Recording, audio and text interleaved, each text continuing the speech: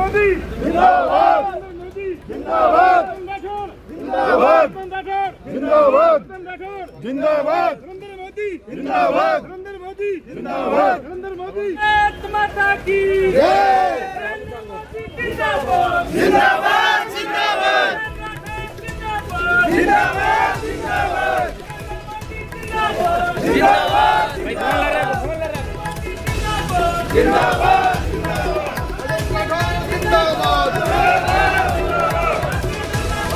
कोई भीड़ जोरदार जयघोष के साथ आप स्वागत कर दीजिए।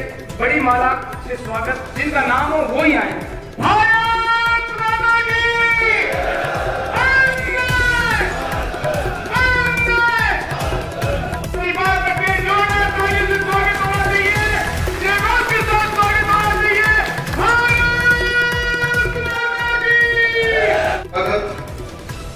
भारत माता की। तो निश्चित रूप से आपके समय की कीमत हम समझ सकते हैं, और आपकी हमें समय देने का, कार्यक्रम का मनोबल बढ़ाने का हम कितना धन्यवाद दे रहे उतना कम है।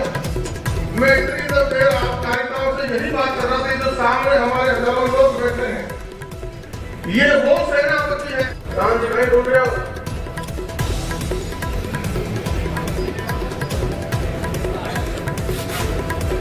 बात है तो कार्यकर्ताओं से पानी की सारी व्यवस्था की है ना। बेटे धर्मल सिंह जी जिन्होंने आजाद भारत से पहले कहीं से लड़ा, और जब तक ये तब तक की गोली लिए चले,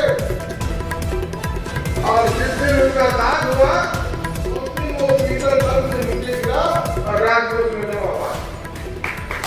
ये क्या और राष्ट्रीय स्तर की टीम बैठ गए। आप तो वेदवान की भूमिका में हो, और सुबह आपसे तिरंगा यात्रा है, तो कल सुबह तुम्हें घर तक के संदेश हो जाना चाहिए कि वो मुख्यमंत्री जी आया करके जब हमारे पर शीघ्र न्यूज को देवे भरतपुर कहानी जाने की और बात बोले, ये बोले भरतपुर कहानी आपका क्यों आपका शीघ्र न्यूज तो बोल रहे थे पूरे परिवार ने बुलावा ये तो उपाड़ मिलता है, तो भाई राशि दर तो तुम्हें उपाड़ मिलता है, और पूरे लोग आ नहीं है गिरगी दरगाह के साथ अलग से नहीं। इसके लिए मैं माफी चाहूंगा।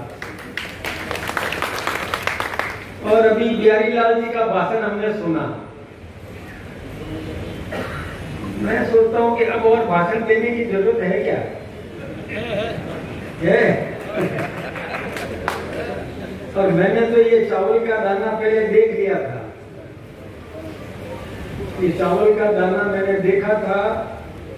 हमने तो बिहारी जी को रामबाण मान करके जहां कहीं काम संभव नहीं है वहां पर इनको भेजा, और इन्होंने वो संभव करके दिया। यहाँ पर कहाँ कसर रहने वाली? जब हमें पराई धरती पर इनको भेजा, पराई क्षेत्र में भेजा, वहां पर इन्होंने सफलतापूर्वक अपना दायित्व निभाया और हमारी पार्टी की टीम को जीत दिलाकर और हमारी झोली में डाल दी। तो यहाँ तो कसर रहने वाली है नहीं। अब तो आपके ही घर में ब्याह बढ़ा है, इसलिए कोई कसर रहनी तो नहीं चाहिए, इसलिए रहेगी नहीं। जैसा कि इन्होंने कहा कि हम इतनी बड़ी संख्या में लोगों को लेकर के आएंगे, अब इन्होंने कहा कि भाई अपने परिवार से भी लेके आना। लाओगे क्या आप लोग? पक्का? तो ठीक है, फिर आज क्यों नहीं लेके आए?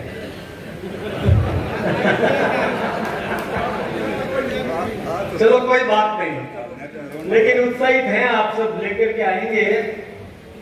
एक बात मैं आपको बताऊं, आप किसी को भी लेकर के आएंगे, पड़ोसी को भी, वो जब वहां का ये दृश्य देखेगा,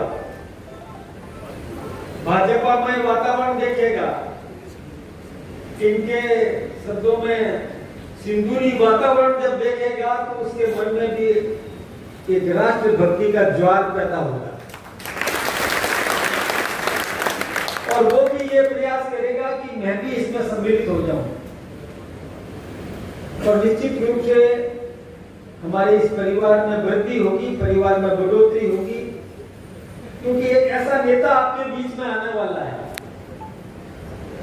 जिसका आप सम्मान करते हैं, पूरी दुनिया सम्मान करती है।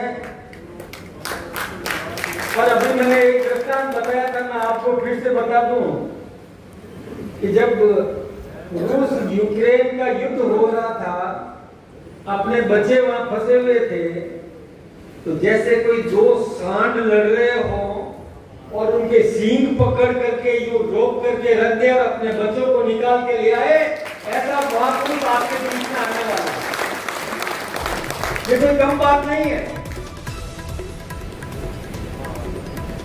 और आपने तो खुद ने देखा कि जब पहलगाम की जो घटना हुई, आप सबको भी बहुत गुस्सा आया, प्रत्येक हिंदुस्तानी नागरिक को गुस्सा आया। उस समय हमारे देश के प्रधानमंत्री जी विदेश यात्रा में थे, वो यात्रा छोड़ करके वो हिंदुस्तान पर कल आ गए, और जब यहाँ पर आए तो उनका चेहरा आप टीवी पर आपने देखा होगा, कितने गुस्से में थे।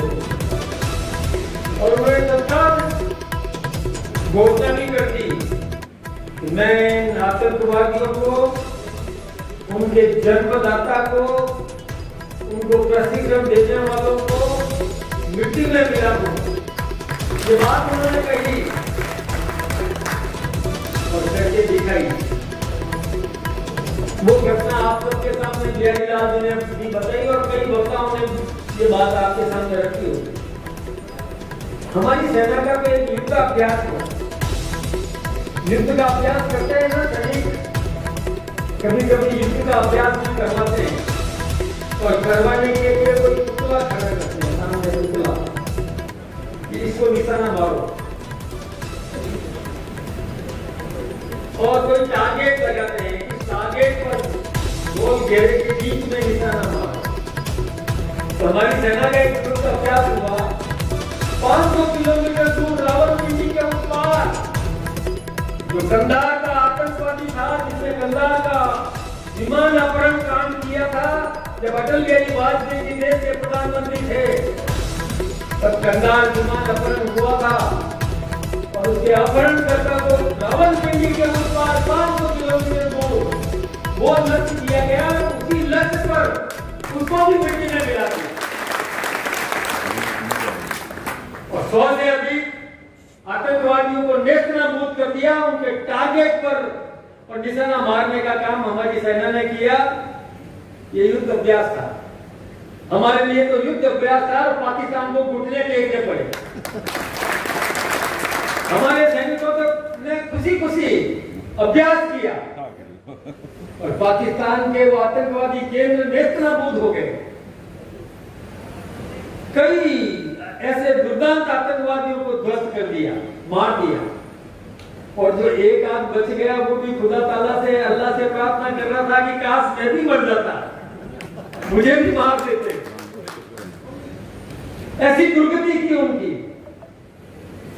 और यही नहीं, पाकिस्तान गिड़गिड़ाया, दुनिया के अन्य देशों के सामने गिड़गिड़ाया, सफेद झंडा लेके फौज खड़ी हो गई, शांति चाहते हैं, शांति चाहते हैं, हम आपसे बात करना चाहते हैं। हमारे सेनाधिकारी से उन्होंने बात की, हम युद्ध नहीं चाहते। हमने कहा भी हम कब चाहते थे, हमने तो एक्सपेरिमेंट किया, रिहर्सल किया, एक युद्ध अभ्यास किया, हम भी युद्ध नहीं चाहते थे, लेकिन आतंकवादियों को सरेंडर करो, आतंकवादियों को पनाह मत दो, उनको पैदा मत करो, प्रशिक्षण मत दो, सहयोग मत करो। हम ऑपरेशन सिंदूर फिलहाल रोक देते हैं, लेकिन यदि कोई इस प्रकार का दुस्साहस किया तो ऑपरेशन सिंदूर को रोका है, खत्म नहीं किया है। ये हमारी शक्ति तो हमारे पास ही है, हमारा ब्रह्मोस हमारे पास ही पड़ा है। जब चाहेंगे तब तुम्हें मिट्टी में मिलाने के लिए हमारी सेना तैयार खड़ी है। ये बात कह दी। इसलिए वो महान नेता आपके बीच में आ रहा है, दुनिया का महान नेता जिसका पूरी दुनिया लोहा मानती है, भारत का वो सपूत। आपने भाषण सुना होगा 3-4 दिन पहले टीवी पर, राष्ट्र के नाम संदेश। और वो संदेश जब आपने सुना होगा तो वो कोई राजनेता का संदेश नहीं कह सकते। एक राष्ट्रभक्ति से ओतप्रोत योद्धा जिस प्रकार से संदेश देता है, तो उसी प्रकार की शब्दावली से उन्होंने राष्ट्र के नाम संदेश दिया।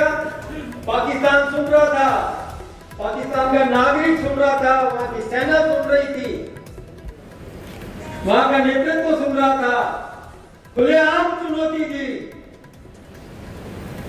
ऐसी चुनौती देने की हिम्मत कौन कर सकता है? नरेंद्र मोदी, केवल नरेंद्र मोदी।